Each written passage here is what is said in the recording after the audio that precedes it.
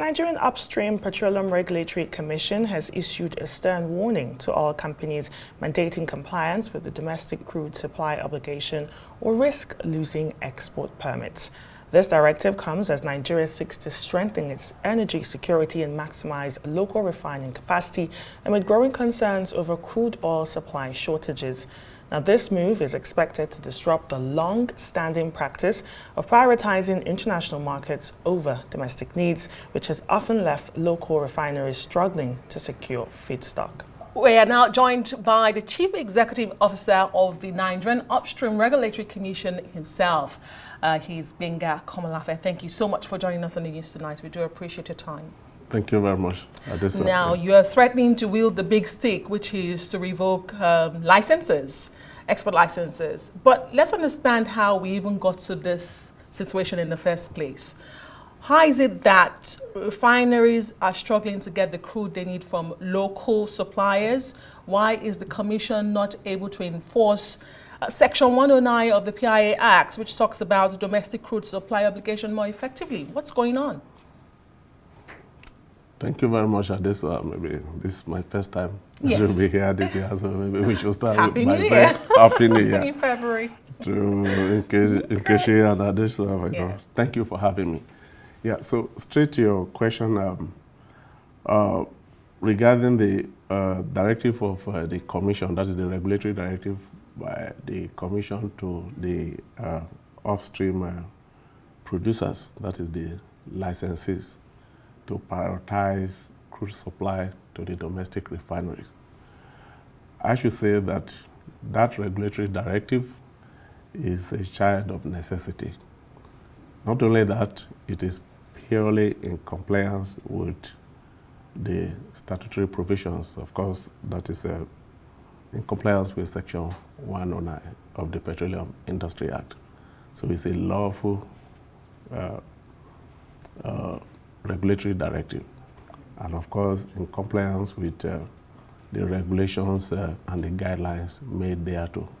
Don't forget that the Petroleum Industry Act vests the regulator with the powers to make regulations to give meaning to the intent of the Petroleum Industry Act in consultation with the stakeholders, not to say that the stakeholders should make the law.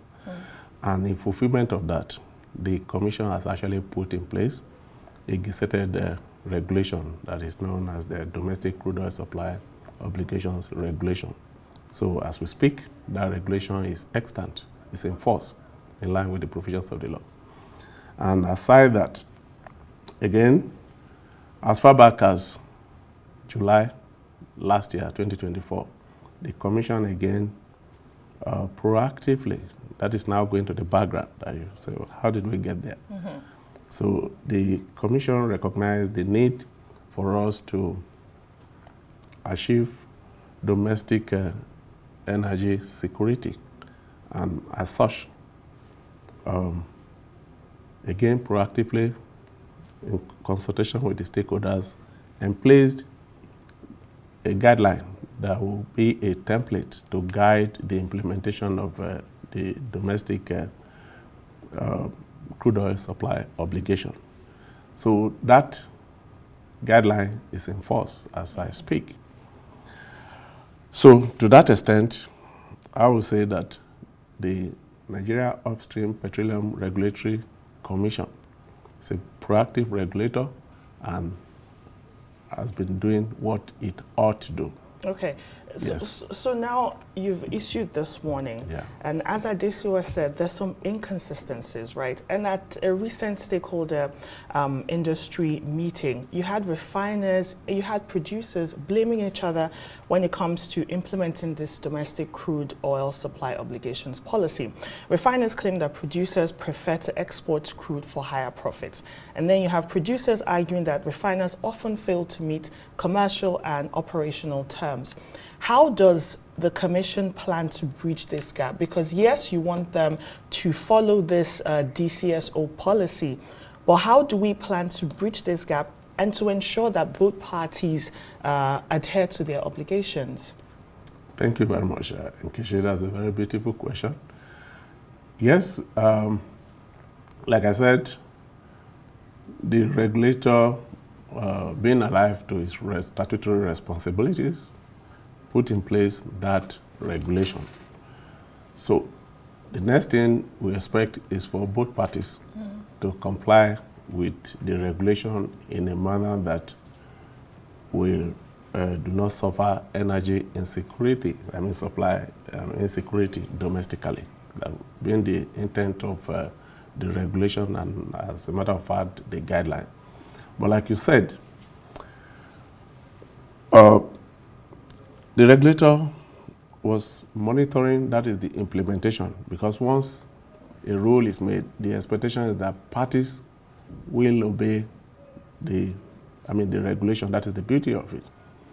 But as it were, we experienced a situation whereby the lessees, that is the producers, began to complain that the refiners were not meeting their obligation under the regulation. Don't forget that the regulation prescribes obligation for both parties. So, and the expectation of the regulator is that parties will meet their side of, that is the obligations. So, now when we observe that, that was the background anyway. So last Saturday, we called for the industry stakeholders meeting. And that is the background to the latest directive. And that stakeholders meeting was well attended by over 50 industry participants, well over, I think about 100, but a lot of the industry captains, were actually there, that is chief executives. Yeah. So it was a well attended meeting just last Saturday. Great. So at that meeting, we listened to both parties. Don't forget that the regulator sits quasi-judicial, listening to both parties. So when we listen to them, the case of the producers being that the refiners often fail, let me put it, to meet their obligation in terms of the operational and commercial terms. And what are the operational terms? That is fixing the vessels when it's expected, and the commercial terms, that is putting the payment instrument in place as at when required. Great. Those elements, just a minute, great. Those elements are very important, given the fact that crude is now sold on credit and there are international standards for achieving all that. Whereas on the part of, like I said, both parties have their, strong points. On the part of the refiner, without feedstock, the refinery will shut down. And once the refinery shuts down, what you're going to experience is energy insecurity. And don't forget that the federal government, that is President Bola Ahmed Tinubu, had approved that the domestic crude should, be made available, that is on crude for Naira basis. Okay. And you recognize that the idea behind that is to free the pressure on forex. Yes. So now the implementation, that is the benefit of that to the nation, would depend on, that is the successful implementation of the great. Of the idea, yes. Mr. Komolafe, you said a lot, and it does sound like there's enough blame to go around. You've said that your commission is proactive, yes. But there are those who think, such as some local refiners, who think that you have been reluctant to implement these domestic crude supply obligation to prioritize the local refiners. But let me ask you, the PIA was meant to be a game changer. From your perspective, do you think it has really streamlined the operations in the sector? And when you say you are going to wield the big stick to take away licenses, how many companies are we looking at? Because there are those who also say the international oil companies are the defaulters, the biggest defaulters, and you have really no powers to take their operating licenses. That's why you're reluctant. You seem to be cowing to those IOCs. How do you respond? Well, that is not I mean, that is not the correct position, and so it's important that I put things in proper perspective. Good.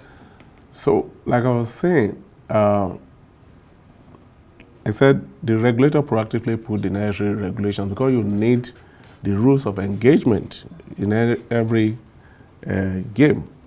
Now, what has now happened, like I've said, we've listened to the complaint by both sides, and the regulator has now ruled that, look, the licensees should meet their obligation.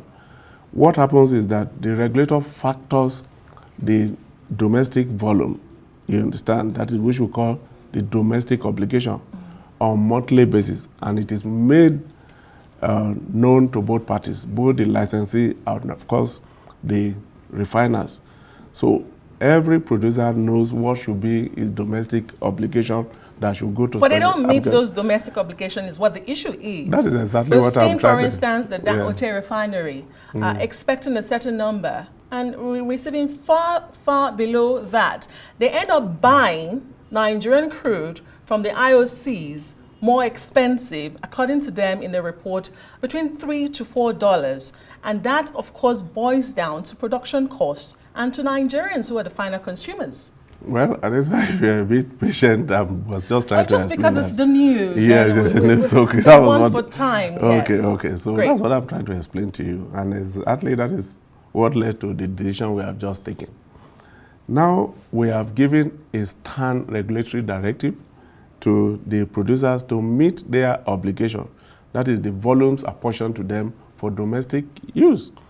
And that to enforce that, for you, you understand, that is contrary to the assertion that maybe the regulator is unwilling to enforce that position. So we have made it very clear via a regulatory circular that we have issued to the industry that every licensee producing company will meet its obligation or risk not having export license. Without export license, you can't export the apportioned domestic obligation. So how else do you determine, the will? So we have actually demonstrated the way. But now with a proviso, we recognize that, of course, we are not, mind you, the job of a regulator is to uphold the rule. So we are not trying to pander to either side. We are a very, very unbiased regulator. To, first of all, ensure that the producers meet their obligation. That was why we said, meet your obligation or risk not having export license for the part that is made for domestic use. And with the proviso that, however, should there be any reason why any producer will not meet that obligation, that reason should be made known to the Commission, directly to the Office of the Chief Executive. And now that is recognizing the case of the producers too, that, for instance, if an obligation is factored to a producer to deliver a volume X at a refinery Y, and if the refinery, that is refinery Y, is unable to meet its obligation of fixing the payment instrument or fixing the vessel, what you're going to have is distressed cargo. That we call distressed cargo. So, and in that respect, you have to find a solution to it. Right. Okay? So whenever there is distressed cargo, then there will be penalty to that refinery. So with that, both parties recognize that the regulator is unbiased, is impartial, and is taking care of the concern of both parties. Because the major concern of the producers is that, what if I make the crude available and the payment instrument is not available? Okay. Or the vessel is not available? What will I do? That becomes a big issue. And it could become a bigger issue in the sense that you can risk tank top that could shut down that terminal. And that will compound our national production problem, you understand, and federation revenue issue. So the regulator is alive to all this.